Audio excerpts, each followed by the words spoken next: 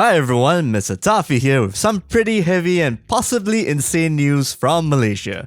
Earlier this week, Malaysia's Minister of Communications and Multimedia, Saifuddin Abdullah, has stated that mainstream media agencies and personal media have to obtain permission and licenses from the National Film Development Corporation Malaysia, or FINAS, for film production.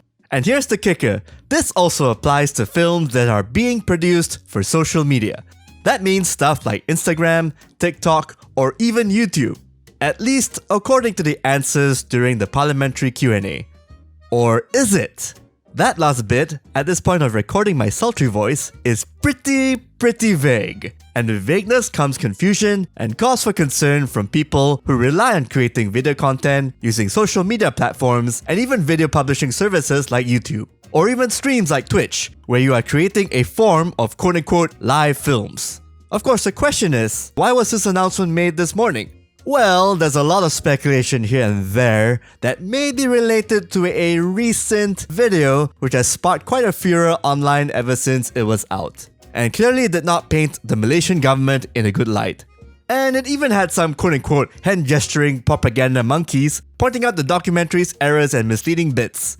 The Al Jazeera English Management Director Gilles Trendle said in a statement that its weekly current affairs show does not fall in FINAS's category of film requiring a license. Here's the definition of film in Malaysia according to the FINAS Act 1981. Feature films, short subject films, trailers, documentaries, advertising filmlets, and any recording on material of any kind, including videotapes and video discs of moving images accompanied or unaccompanied by sound for viewing by the public or any class of the public. Obviously, a lot has changed since then. What constitutes as films and videos are very different definitions. On the basic, most face value definition, films are long, videos are short. It's obviously deeper than that, but the official rulings do need to be clear. I do know that videos are classified as short-form content, YouTube videos, and Instagram and FB video posts, as far as my business and line of work is concerned.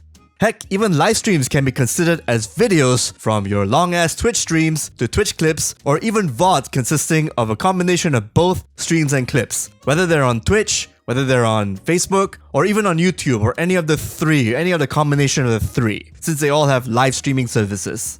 And then there's the bit about getting the license itself. Yeah, it's not easy.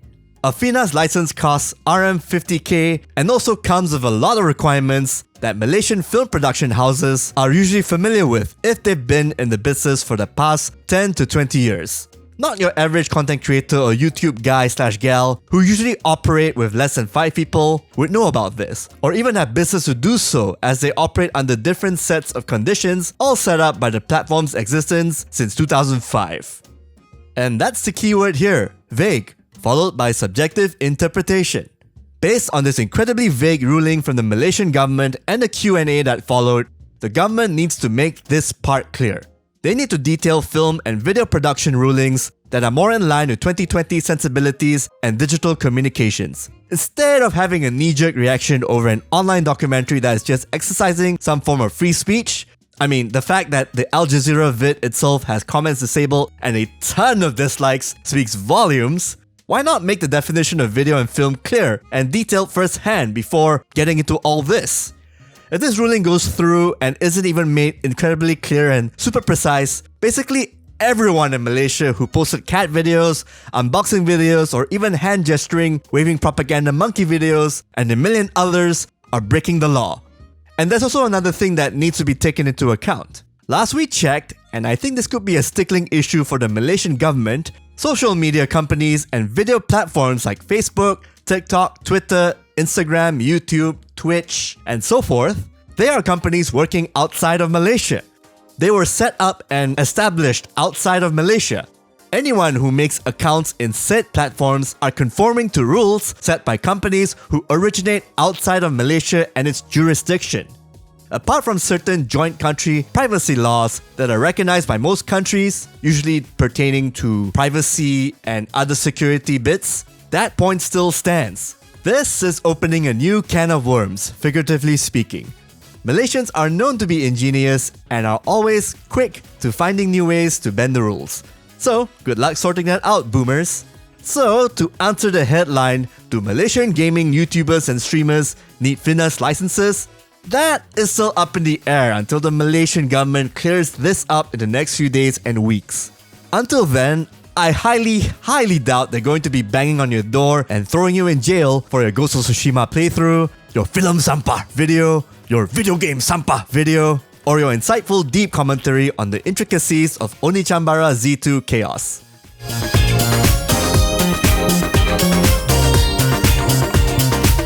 Thanks again for tuning in. Be sure to subscribe to us and get notified of our Southeast Asian going-ons. We post new content every week. Hopefully. Stay safe, everybody, and keep getting creative.